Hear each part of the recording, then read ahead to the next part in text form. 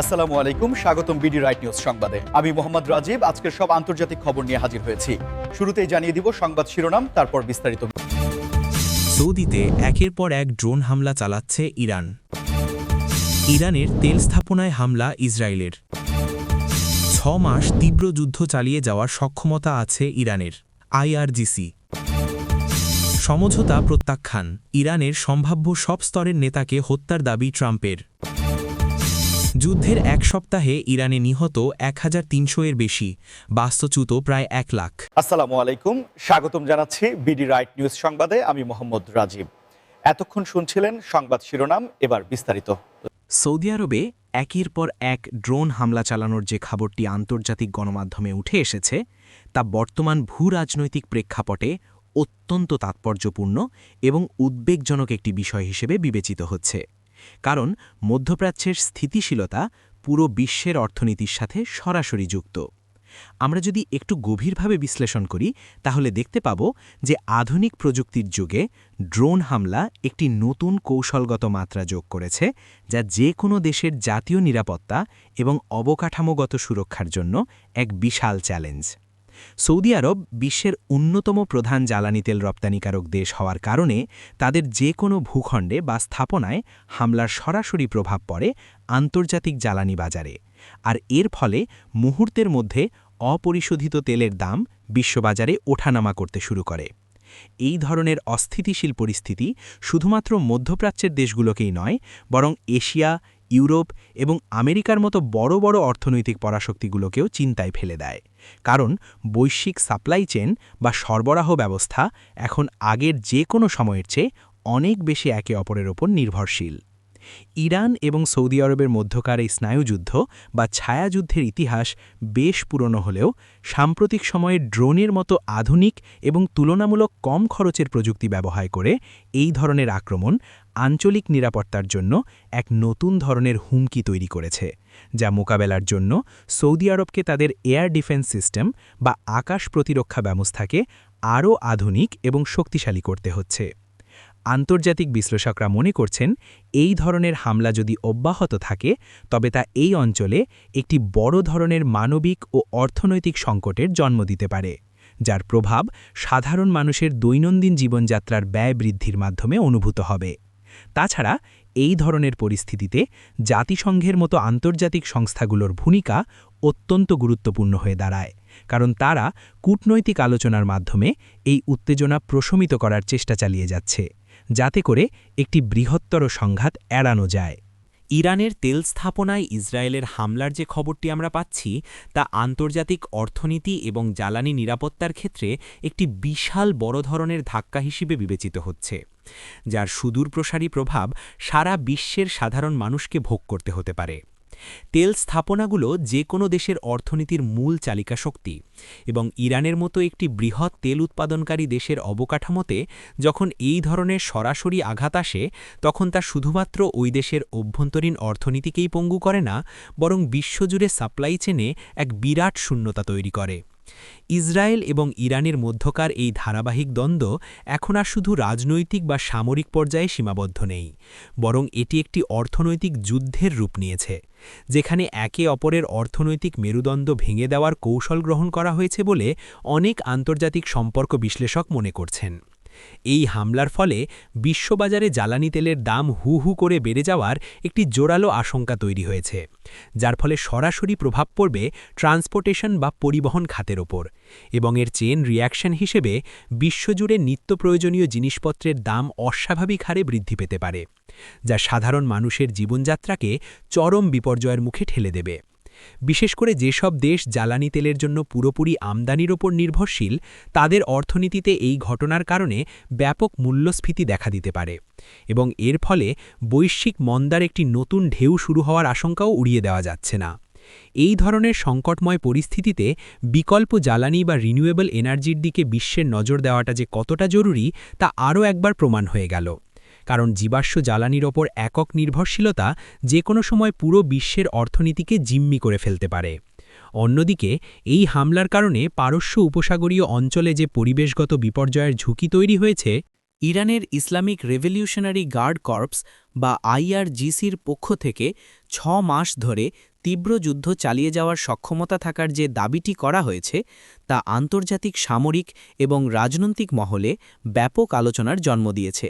কারণ এটি শুধুমাত্র একটি সাধারণ বিবৃতি নয়, বরং এটি তাদের সামরিক প্রস্তুতি এবং জাতীয় মনস্তত্ত্বের একটি পরিষ্কার বার্তা। আইআরজিসি মূলত বোঝাতে চাইছে যে দশকের পর দশক ধরে পশ্চিমা দেশগুলোর কঠোর অর্থনৈতিক নিষেধাজ্ঞা এবং আন্তর্জাতিক চাপের মুখে থাকার পরও ইরান তাদের সামরিক এবং লজিস্টিক সাপ্লাই চেইনকে এমনভাবে সাজিয়েছে যাতে তারা যে কোনো দীর্ঘমেয়াদী সংঘাত মোকাবিলা করতে পারে।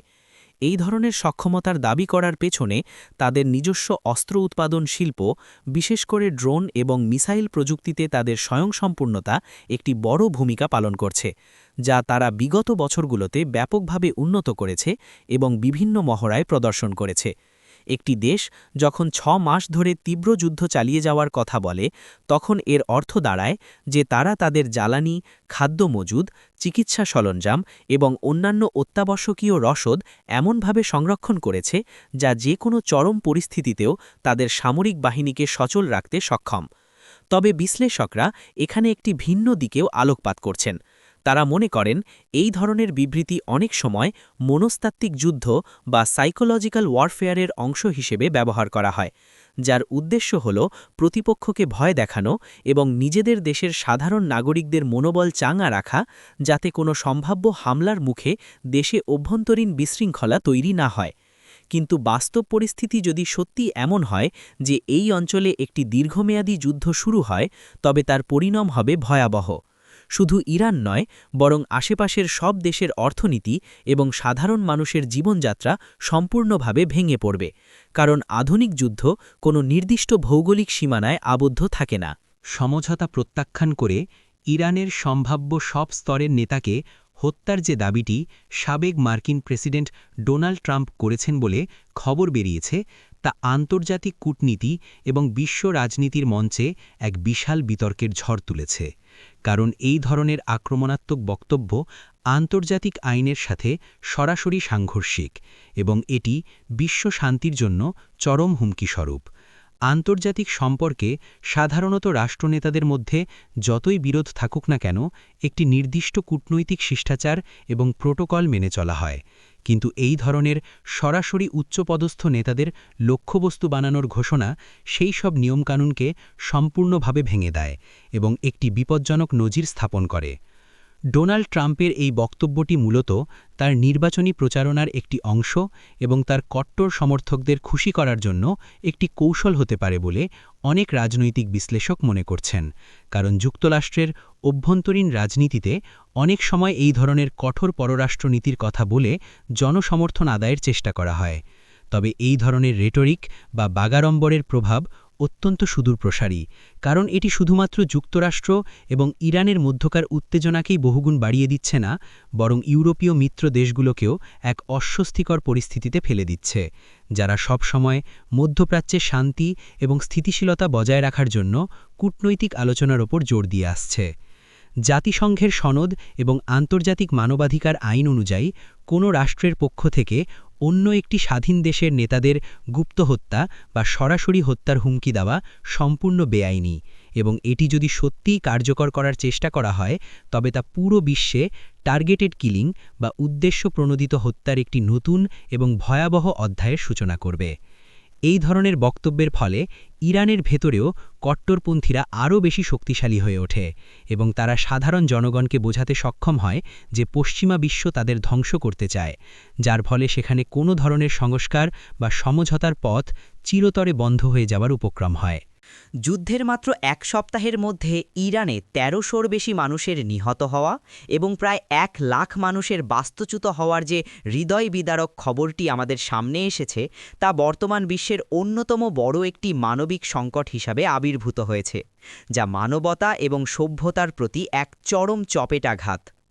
যখন কোনো অঞ্চলে যুদ্ধ বা সংঘাত শুরু হয় তখন সবচেয়ে বেশি মূল্য চোকাতে হয় সাধারণ নিরপরাধ মানুষদের, নারী, শিশু এবং বয়স্করা, যাদের সাথে রাজনৈতিক বা সামরিক কোনো হিসাব নিকাশের কোনো সম্পর্ক নেই, কিন্তু তারাই এই ধ্বংসলীলার প্রধান শিকার হয়।